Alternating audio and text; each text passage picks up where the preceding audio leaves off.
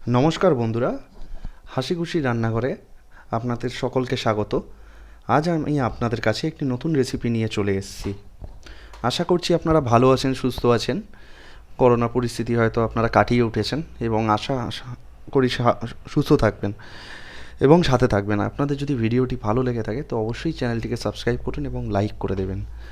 তো থাম্বনেল দেখে আশা করি বুঝে গেছেন আজকে কি হতে চলেছে। মশালা মাশরুম উইথ পর্ন। তো যে উপকরণগুলি দরকার সেগুলো আমরা স্টেপ বাই স্টেপ দেখিয়ে দেবো আপনাদের। কিছুটা আলুর টুকরো নেওয়া হয়েছে, আদা রসুন পেস্ট, টমেটো কুচি, পেঁয়াজ কুচি এবং চিংড়ি মাছ। প্রথমে নুন হলুদ মাখিয়ে রেখেছিলাম। তো আমরা মাশরুম প্রায় সকলেই পছন্দ করি, তবে এর মধ্যে যদি চিংড়ি মাছ থাকে তাহলে এর স্বাদ দ্বিগুণ মাত্রায় বেড়ে যায়। তো আজকে আমরা রেসিপিটা করে দেখাবো। তো ভিডিওটা দেখে যদি আপনাদের ভালো লাগে তবে লাইক করবেন। তো দেখে নিন, আমরা ওভেনটা জ্বালিয়ে নিয়েছি এবং তার মধ্যে কড়াই বসিয়ে দিয়েছি। কড়াইটা কিছুটা গরম করে নিতে হবে হালকা। করার পরে আমাদের যে মাশরুমটা আছে ধুয়ে রেখেছিলাম, সেটা পুরো মাশরুমটা আস্তে আস্তে কড়াইয়ের মধ্যে ছেড়ে দিতে হবে। তো সাথে থাকুন এবং দেখতে থাকুন। দেখুন আমরা মাশরুমটা দিচ্ছি, পুরোটা দিয়ে দেবো। মাশরুমটা দেওয়া হয়ে গেলে যে জলটা থাকবে সেই জলটা দিয়ে দিতে হবে। তো স্টেপ বাই স্টেপ আপনারা সবই দেখতে পাবেন। তো দেখুন আমরা জলটা দিচ্ছি মাশরুমটা ফোটানোর জন্য, একটু হালকা বয়েল করে নিতে হবে। দেখুন আমরা সিদ্ধ করার জন্য মাশরুমটা দিয়ে দিলাম। এখন এটা সিদ্ধ হবে এবং এর পরবর্তী স্টেপে যেটা করব আমরা সেটা আপনাদের সামনে তুলে ধরবো। সাথে থাকুন এবং ভিডিওটি যদি ভালো লাগে তাহলে অবশ্যই লাইক করবেন এবং বেল বাটনটা প্রেস করে দেবেন। দেখুন আমাদের মাশরুমটা সিদ্ধ হচ্ছে, অলরেডি প্রায় অনেকটাই সিদ্ধ হয়েছে, অনেকক্ষণ ধরেই বসানো আছে। তো এর মধ্যে কিছুটা পরিমাণ মতো হলুদ গুঁড়ো দিয়ে দিতে হবে। হলুদ গুঁড়ো দেওয়া হয়ে গেলে ভালো করে নেড়ে চেড়ে নিতে হবে, হলুদটা যেন এক জায়গায় না থাকে, পুরোটা মিশে যায়। তো দেখুন আমরা ভালো করে নেড়ে চেড়ে নিচ্ছি। তারপরে কড়াইটা বসিয়ে নিতে হবে। ক্ষমা করবেন, আমরা একটু স্কিপ করে গেছি ভিডিওতে, মাশরুমটা আমরা তুলে রেখেছি সিদ্ধ করে। তো এবার আমরা কড়াইতে একটুখানি তেল দিয়ে দিলাম এবং তেলের মধ্যে আলুগুলো হালকা ফ্রাই করে নিতে হবে, ভেজে নিতে হবে। তো আমাদের আলু ভাজাটা প্রায় হয়ে গেছে, তো এটা আমরা তুলে নিচ্ছি কড়াই থেকে। খুব একটা ভাজবেন না, হালকা করে ভেজে তুলে নেবেন। এবং আগে যে চিংড়ি মাছটা মাখিয়ে রেখেছিলাম নুন হলুদে, সেই চিংড়ি মাছটা এখন ভেজে নেব। তো চিংড়ি মাছটা আমরা কড়াইতে দিয়ে দিয়েছি এবং চিংড়ি মাছটা ভাজছি। হালকা একটু লাল লাল ভাব এলে আপনারা চিংড়ি মাছটা তুলে নেবেন, একদম পুরো ভেজে ফেলবেন না, কারণ পরে সিদ্ধ করার সময় চিংড়ি মাছটা তখনও দিতে হবে, এই ভাজা চিংড়িটাই তখন কাজে লাগবে। তো এখন আমরা চিংড়ি মাছটা তুলে নিচ্ছি, আপনারা দেখতেই পাচ্ছেন। তো এরপরে আমরা একটু এই তেলেই তেজপাতা দিয়ে দেবো। তো আপনারা দেখুন, সাথে থাকুন, দেখতে থাকুন।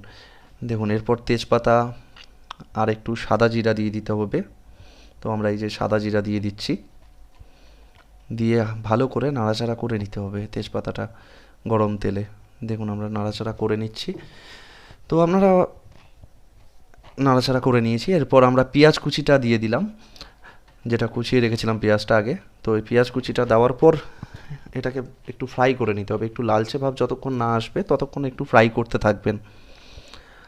ফ্রাই হয়ে গেলে ভালো করে এর মধ্যে আদা রসুনের পেস্ট যেটা করে রেখেছিলাম সেটা দিতে হবে পরিমাণ মতো। দেখুন আমরা দিয়ে দিয়েছি আদা রসুনের পেস্ট, যতটা দরকার, আপনাদের যতটা দরকার মনে হবে ততটাই আপনারা দেবেন, কারণ সবাই তো একরকম রিচ খায় না, না? তো মাশরুম যেহেতু একটু রিচ হলেই ভালো লাগে, বেশি হালকা হয়ে গেলে খুব একটা ভালো লাগে না। তো দেখুন আমরা পরিমাণ মতো হলুদ দিয়ে দিচ্ছি মিশ্রণটাতে, হলুদ দিয়ে দিয়েছি। হলুদ দেওয়ার পর একটুখানি লঙ্কা গুঁড়ো দিতে হবে। লঙ্কা গুঁড়ো দেওয়া হয়ে গেলে পরিমাণ মতো ভাজা মশলা দিয়ে দিতে হবে, তাহলে টেস্টটা খুব ভালো আসে ভাজা মশলা দিলে, সেটা যে কোনো তরকারি হোক না কেন।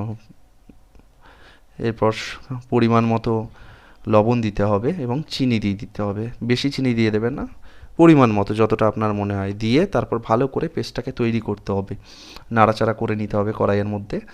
এবং যে টমেটো কুচি রেখেছিলাম আমরা আগে, সেই টমেটো কুচিটা দিয়ে দিতে হবে। টমেটো কুচি দেওয়া হয়ে গেলে যতক্ষণ না মিশে যাচ্ছে পেস্টের সঙ্গে টমেটোটা, ততক্ষণ নাড়াচাড়া করতে হবে।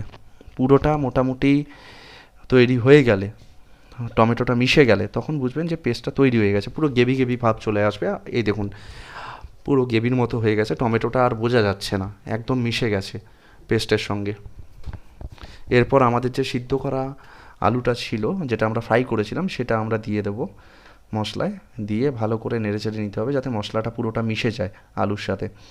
আলুটা আমরা হালকা ফ্রাই করে রেখেছিলাম, খুব একটা করিনি কারণ এখানে দিতে হবে বলে।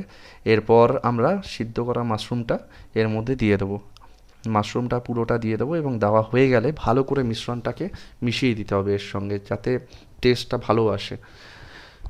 নাড়াচাড়া করে নিতে হবে মাশরুমটা দিয়ে। দেখুন আমরা মাশরুম দিয়ে দিয়েছি।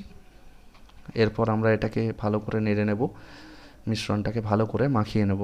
মিশ্রণটা ভালো করে মাখানো হয়ে গেলে এর মধ্যে পরবর্তী স্টেপ যেটা আছে, আমাদের জল দিতে হবে। কিন্তু তার আগে দেখে নিন কীভাবে মিশ্রণটা তৈরি করছি এবং মাখাচ্ছে। দেখুন পুরো ব্যাপারটা মাখো মাখো ব্যাপার চলে এসছে।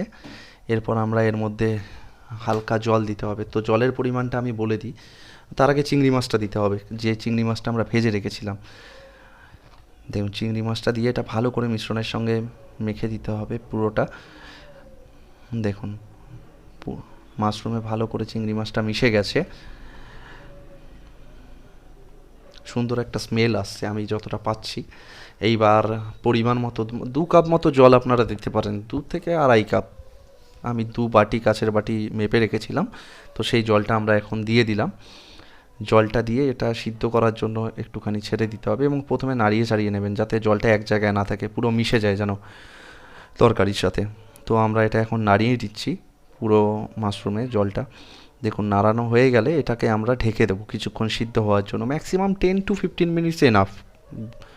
তো আমরা একটু কিছুক্ষণ পর তুলে দেখে নেবো যে এটা পুরো রেডি হয়ে গেছে কিনা। রেডি হলে আপনারা বুঝতে পারবেন একটা অন্য টাইপ কালার চলে আসবে, একটু রিচ রিচ। তো আপাতত এটা ফোটা হয়ে গেছে, যতটা দেখে মনে হচ্ছে তৈরি হয়ে গেছে এবং খুব সুন্দর একটা স্মেল আসছে। তো আশা করছি খুব ভালো হবে, আপনারা একবার ট্রাই করে দেখতে পারেন রেসিপিটা যদি আপনাদের ভালো লেগে থাকে।